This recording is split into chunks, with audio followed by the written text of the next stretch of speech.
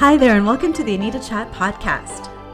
I'm your host, Anita Rombo, and this is the podcast for growth-oriented women to have authentic, real talk. Nothing is off the table here, but as an intuitive self-relationship coach, you'll find the content gravitates towards mindset, intentional action, spirituality, and all things wellness. So if you're ready to learn, laugh, show up, and glow up to be the best version of yourself, grab your favorite bevy, settle in, and we've got lots to chat about. My dear friends, welcome to this episode of AnitaCHAT. Today I want to talk about the power of choice. But before we get into the episode, can I ask for a huge favor? If you are enjoying this podcast, could you kindly share your favorite episode with someone who is also as passionate as you are about up-leveling their life in all ways? As a new content creator, it would really go a long way in helping me out in creating the big impact that I'm hoping for. Also, I'm planning on an Ask Me Anything episode in the near future. If there's a topic or even a question that you have for me, let me know. Please either DM on IG or email me. All my contact details are in the episode description. All right, thanks for the digression, and let's get back to the chat. This episode is motivated by a few things weighing on my mind quite heavily today. The most prominent one being the ongoing and escalating tensions between Russia and Ukraine, and this got me thinking about the power of choice more broadly. We are inundated by choices every day. Some as simple as what should I eat or what should I wear, to some with far-reaching implications such as who should I choose as my life partner, to what do I want to be when I grow up, or should I leave my country in the hopes of creating a better future for me and my loved ones. Each choice leads us down a different path and comes with its own outcomes, which in turn propels us to new choices, and so on. Even the act of not choosing is a choice, which has outcomes. Each of these choices provides us with an opportunity to learn about ourselves and about the world we live in. When it comes to our own learnings, it may reinforce or highlight what we wish to repeat or do differently the next time. Some of these choices or learnings could be painful. Hindsight is 20/20. The beauty is that we don't have to live in the choices of the past. We can and should spend as much time as we need to process the feelings and the learnings, to do some deep reflection and discovery, but we can't go back into the past and choose again. Once we've taken what we need to from the situation, it's important to move forward and know that in this present moment, we have a choice to stay present, a choice to move on, and a choice to forgive ourselves and others if needed, and to make better choices that will inform your future. And perhaps some of the learnings that come from these circumstances as growth-oriented individuals is looking at how we hold ourselves accountable. Perhaps we're holding ourselves to high standards, some of which are unrealistic. The lesson could be to give ourselves grace and compassion and to forgive instead of being overly harsh or critical. Conversely, we may choose to look outwards rather than inwards.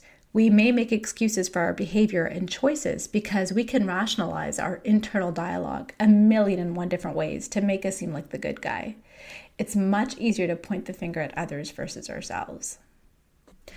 Other people's choices can also impact our lives.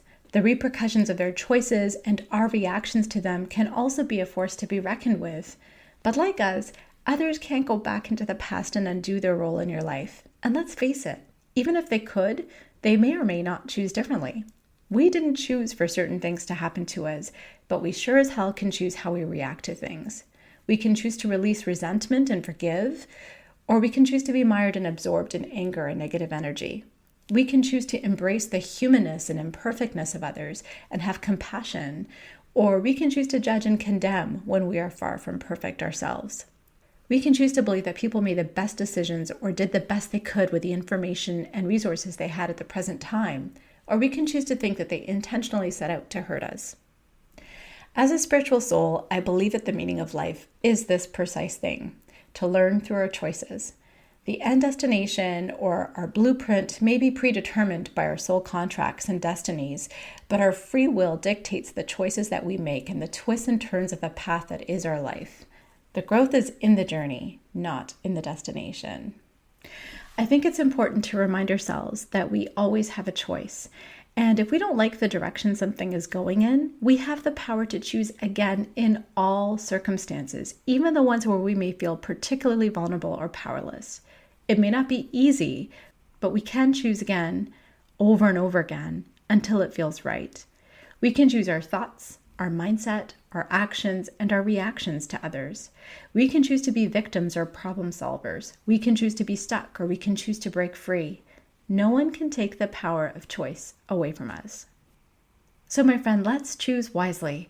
It's never too late to make a different choice or reevaluate a choice that may have served us in the past, but that may not be serving us anymore. As we look to our future and aim to be our best version of ourselves, we don't need to be limited or bogged down by our prior choices. Many of us go through life thinking it's too late to make changes because so much time, effort, and energy have been spent moving in one direction, a term known as sunk cost fallacy. This is the reason why people stay at jobs or relationships longer than they should, why people stop themselves from making big changes that they so desperately want. With so much of our one short, beautiful life ahead of us, I want us to ask ourselves, is this really the choice you want to make? Even one small step in a different direction is enough to create momentum for bigger, larger shifts. I share this all with you in the hopes that you will think about all the choices you make today and the ripple effects with more intention and awareness. Simple things like, should I drink that extra cup of coffee? To, how can I be an agent for peace and love in my own life and in the world?